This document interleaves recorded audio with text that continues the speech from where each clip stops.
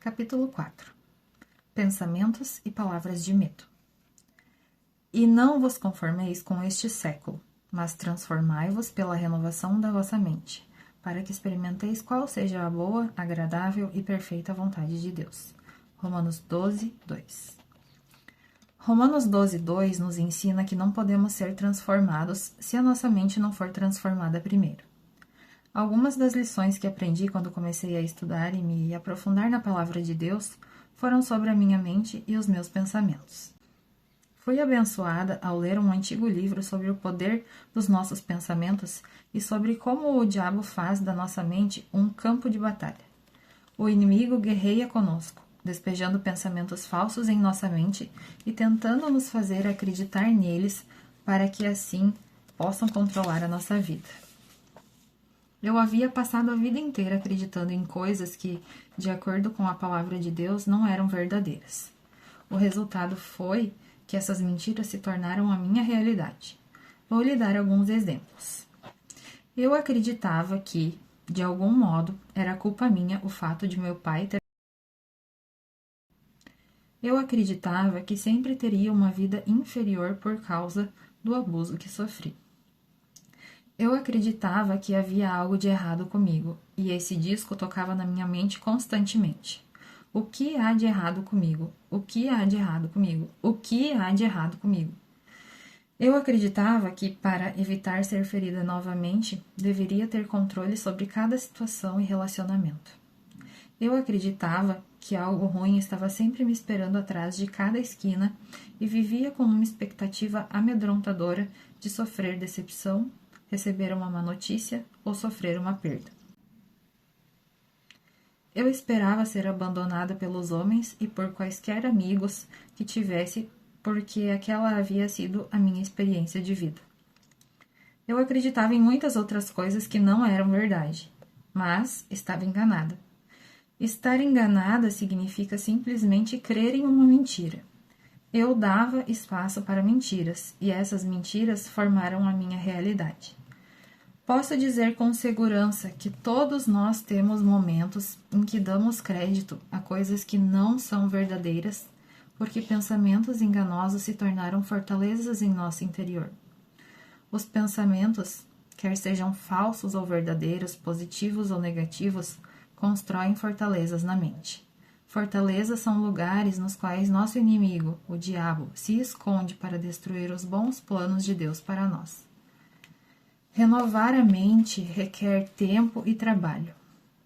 A única coisa que subverte as mentiras em que acreditamos é a verdade da palavra de Deus.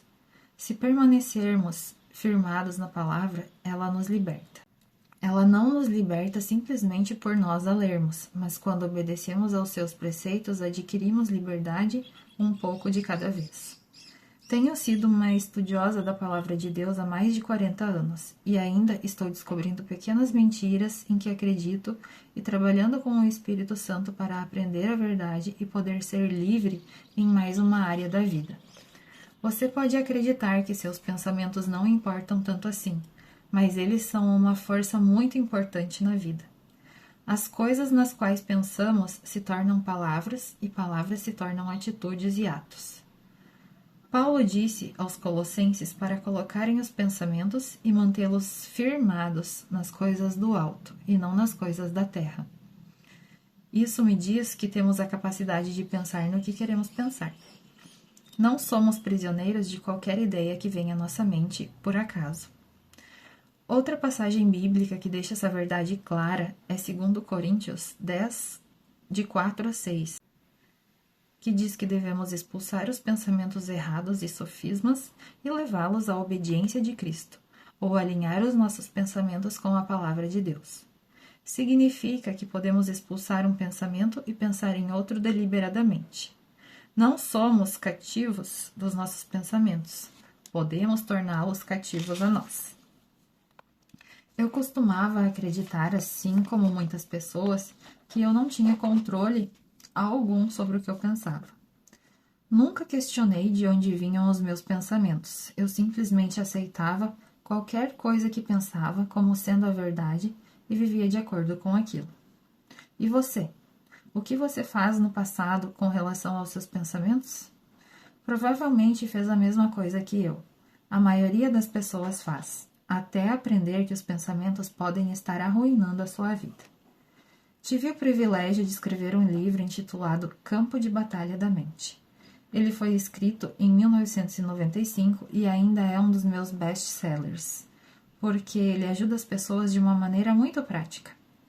Ao longo dos anos, nosso escritório tem recebido muitos testemunhos de como pessoas foram drasticamente transformadas ao aprender que elas podiam ter seus próprios pensamentos. Eu encorajo as pessoas a refletirem sobre o que elas estão pensando. Isso pode parecer estranho, mas na próxima vez que começar a se sentir desanimado, deprimido ou ansioso, você encontrará a fonte do seu problema se parar para refletir no que você tem pensado.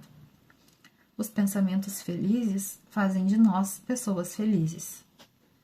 Também escrevi um livro intitulado Pensamentos Poderosos, onde ensino as pessoas a terem intencionalmente pensamentos que acrescentam poder às suas vidas, tais como: posso fazer tudo o que eu preciso fazer na vida através de Cristo, que é a minha força. Amo as pessoas e amo dar e ser generoso. Não vou viver com medo porque Deus está comigo. Há milhares de outros pensamentos como estes. Você pode encher a mente com eles todos os dias, e eles lhe darão poder e o ajudarão a ser a pessoa que Deus quer que você seja, e a fazer as coisas que Ele quer que você faça. Reserve tempo todos os dias para ter sessões de pensamentos, ou seja, dedique tempo para pensar deliberadamente em algumas coisas que quer ver acontecendo em sua vida. A palavra de Deus diz que, assim como o homem imagina em sua alma, assim ele é. Em outras palavras, aonde a mente vai, a pessoa segue. Nossos pensamentos podem mapear o curso que nossa vida tomará. Independentemente de quantos anos seu pensamento possa ter lhe causado problemas, você pode renovar sua mente. Ela pode ser transformada. E quando a mente é transformada, você também muda. Eu encorajo você a estabelecer o alvo de ter sempre pensamentos positivos, esperançosos e cheios de fé. Acredite no melhor sobre as pessoas em vez de ser desconfiado e focar nas falhas delas. E isso melhorará grandemente os seus relacionamentos. Imaginação. A capacidade de imaginar coisas que ainda não são uma realidade é poderosa. Podemos ver imagens em nossa mente. Por exemplo, se eu disser elefante rosa, você imediatamente vê uma imagem na sua mente de um elefante rosa. Na nossa imaginação, assim como nos nossos outros pensamentos, nós deveríamos escolher visualizar algo maravilhoso. Eu o encorajo a imaginar coisas incríveis que são impossíveis para você, mas são possíveis para Deus, e fazer disso uma prática. Pergunte a si mesmo: onde eu me vejo daqui a 5 anos?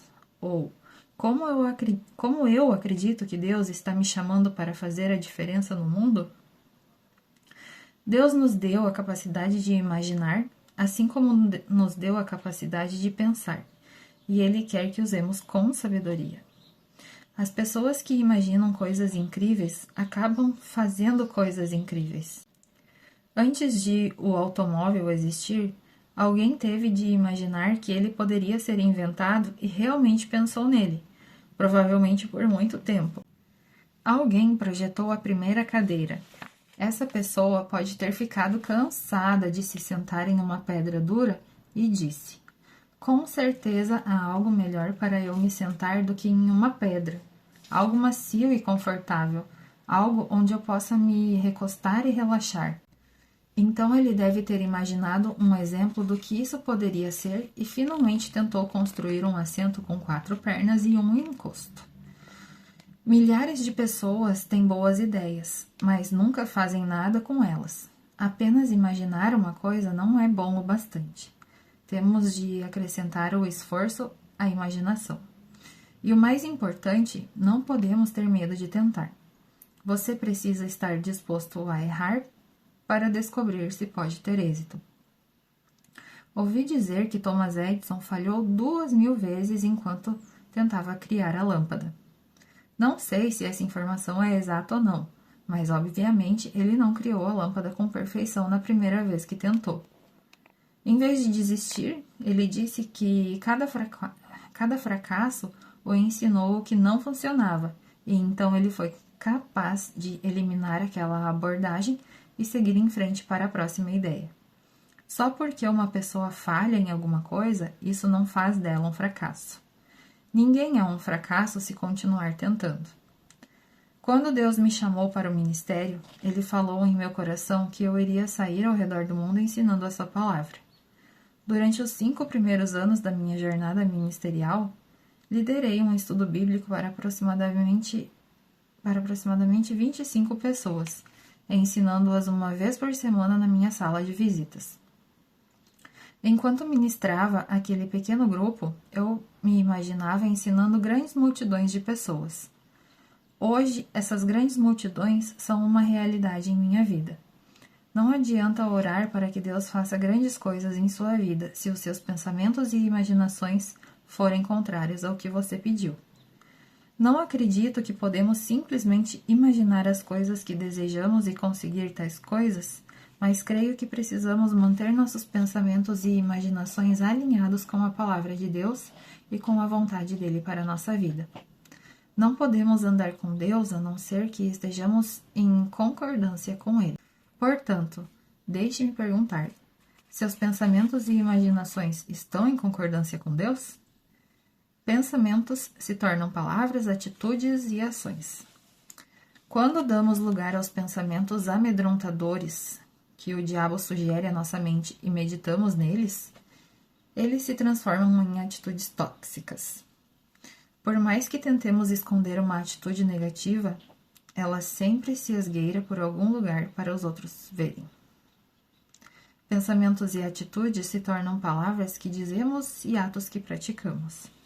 Se eu meditar no quanto uma determinada pessoa me feriu e no quanto tenho medo de que ela faça isso de novo, passando a evitá-la a fim de puni-la e me proteger, estarei me preparando para o agir.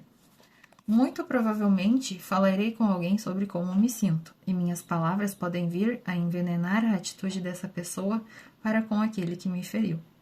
Isso é triste porque meu ouvinte pode realmente gostar da pessoa. Digamos que eu esteja em uma igreja e a pessoa que me feriu, e provavelmente nem sequer percebe a dor que causou, se aproxime de mim com uma atitude amigável e me convide para almoçar. Será quase impossível eu ser amigável com ela ou não ter uma atitude perceptivelmente negativa. Eu poderia até explodir verbalmente, dizendo o quanto ela me magoou e blá blá blá blá. É provável que essa pessoa venha a se desculpar, dizendo que nem se dera conta de que havia me magoado. Então eu irei para casa e, a princípio, me sentirei vingada. Mas quando as minhas emoções se acalmarem, perceberei que entristeci o Espírito Santo e muito possivelmente passarei dias me sentindo culpada. Na próxima vez que eu vir aquela pessoa, ficarei constrangida e vou querer correr e me esconder, porque é isso que o medo faz. Ele foge e se esconde. Agora vamos pensar em uma outra maneira de como essa história poderia se desenrolar. Alguém me magoa e o diabo me oferece pensamentos de medo, me fazendo imaginar que ela me magoou de propósito e provavelmente fará isso de novo. Então ele me oferece um pensamento sugerindo que eu corte aquela pessoa da minha vida e encontre uma maneira de me vingar. Entretanto, eu tenho estudado a palavra de Deus e lembro-me de ter lido que o amor sempre acredita no melhor das pessoas. Então eu expulso aquele mau pensamento e decido acreditar que a pessoa que me magoou nem sequer se deu conta de que aconteceu. Talvez a pessoa estivesse se sentindo mal fisicamente, ou estivesse passando por um momento difícil, ou tivesse acabado de receber uma má notícia. Seja qual for o caso, decido abrir mão da ofensa e continuar andando em amor, porque sei que é isso que Jesus quer que eu faça. Eu tenho uma escolha, e é fácil ver qual escolha é a melhor.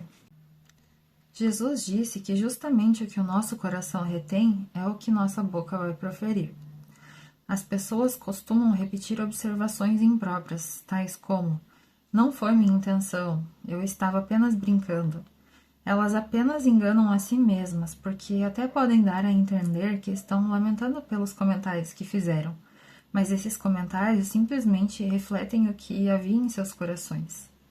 Pessoas assim podem ter pensamentos que permeiam suas mentes por longos períodos e que se transformaram em atitudes, sem sequer perceberem o tipo de coisa que permitiram que entrasse em suas vidas. Para andarmos em vitória e desfrutar a vida que Jesus morreu para nos dar, precisamos entender o poder das palavras e trabalhar diligentemente com o Espírito Santo para aprender a controlar o que sai da nossa boca. Isso requer que controlemos os nossos pensamentos. Não podemos controlar nossas palavras ou nossos pensamentos sem a graça de Deus. Mas quando queremos fazer a coisa certa e pedimos sua ajuda, Ele sempre concede graça e mais graça para nos ajudar. Quero apresentar algumas passagens bíblicas poderosas sobre o poder das palavras. Primeiramente, vamos ver Provérbios 18, 20 e 21. Do fruto da boca o coração se farta, do que produzem os lábios se desfaz. A morte e a vida estão no poder da língua. O que bem a utiliza come do fruto. Deveríamos dedicar tempo para pensar profundamente sobre o que esses dois versículos afirmam. A primeira coisa que precisamos considerar é que ficaremos satisfeitos ou insatisfeitos com nossa vida, ao menos em parte, com base nas palavras que dizemos. Não apenas falamos palavras, mas também ouvimos as palavras que dizemos e elas nos alimentam. Você provavelmente ouviu alguém dizer em algum momento: você vai engolir essas palavras. Isso significa que a pessoa acabará por lamentar o que disse. E nós realmente comemos as nossas palavras no sentido de que elas entram em nosso coração. Se forem palavras boas, elas nos abençoam. Se não, envenenam nossas atitudes e roubam nossa alegria e a nossa paz. Assim como as pessoas podem ser envenenadas pela comida por comerem algo estragado, nós podemos ser envenenados pelas palavras se permitirmos que palavras podres saiam de nossa boca. Também deveríamos dedicar tempo para examinar e meditar as palavras do segundo versículo dessa passagem. A morte e a vida estão no poder da língua. Que incrível! Podemos declarar a vida para nós mesmos e para os outros, ou podemos declarar morte. Vamos comer o fruto das nossas palavras. Agora vamos ver Tiago 3, de 2 a 10. Porque todos tropeçamos em muitas coisas. Se alguém não tropeça no falar, é perfeito varão, capaz de refrear também todo o corpo. Ora, se pomos freio na boca dos cavalos para nos obedecerem, também lhes dirigimos o corpo inteiro. Observai, igualmente, os navios, que sendo tão grandes e batidos de rijos ventos, por um pequeníssimo leme são dirigidos para onde queira o impulso do timoneiro. Assim, também a língua, pequeno órgão, se gaba de grandes coisas. Vede como uma fagulha põe em brasas tão grande selva. Ora, a língua é fogo, é mundo de iniquidade. A língua está situada entre os membros de nosso corpo e contamina o corpo inteiro. E não só põe em chamas toda a carreira da existência humana, como também é posta ela mesma em chamas pelo inferno. Pois toda a espécie de feras, de aves, de répteis e de seres marinhos se doma, e tem sido domada pelo gênero humano. A língua, porém, nenhum dos homens é capaz de domar. É mal incontido, carregado de veneno mortífero. Com ela bendizemos ao Senhor e Pai, também com ela amaldiçoamos os homens. Feitos à semelhança de Deus, de uma só boca procede bênção e maldição. Meus irmãos, não é conveniente que estas coisas sejam assim. Esses versículos nos ensinam que as palavras que falamos determinam o rumo de nossa vida. Eu disse anteriormente que tanto Deus quanto o diabo têm um plano para nós. O plano que seguimos é aquele com o qual concordamos. Nossas palavras revelam o que está em nosso coração, e em algum momento o que realmente acreditamos escorregará para fora, revelando o que está em nosso coração se aprendermos a nos ouvir. Portanto, devemos dizer as mesmas coisas que Deus diz, independentemente do que pensamos, de como nos sentimos ou de como as circunstâncias se apresentem. Você e eu exercemos um efeito profundo sobre o nosso futuro. Se falarmos positivamente em concordância com Deus, teremos resultados positivos.